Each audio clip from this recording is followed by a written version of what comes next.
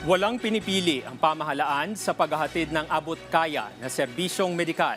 Sa katunayan, sa Lucena, Quezon, maging ang mga person deprived of liberty nakapagparehistro na sa YAKA program ng PhilHealth. Silipin yan sa sentro ng balita ni Mara Grezula ng Radyo Pilipinas, Lucena.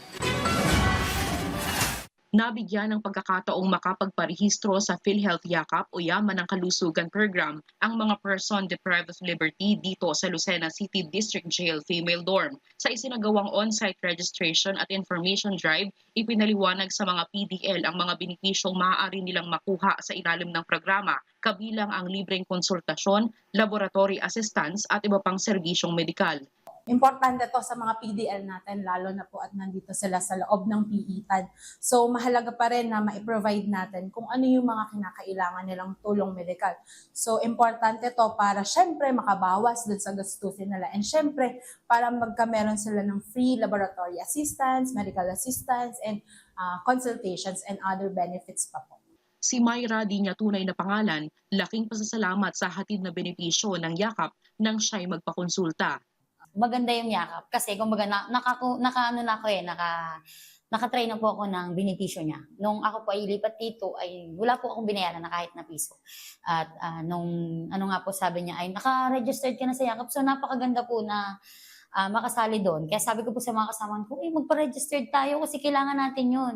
Lalo dito kasi kumbaga po ay malaki talagang tulong.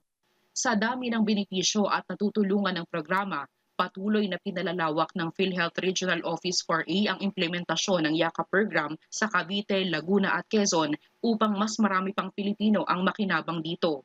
Yung mga staff naman po natin, lahat po ng kasamahan natin sa PhilHealth, talagang patuloy po natin ine-encourage lahat po ng members, lahat ng Pilipino na i-avail po natin itong PhilHealth Yakap dahil sayang po talaga, dahil ang target po natin is maiwasan po natin ang pagkakasakit. Sa kasalukuyan, may 75 Yakap providers na sa Quezon habang 102 naman sa Cavite at 112 sa Laguna. Umaasa ang PhilHealth at DJMP na mas marami pang PDL at iba pang sektor ang mabibigyan ng akses sa serbisyong pangkalusugan sa pamamagitan ng YAKA program.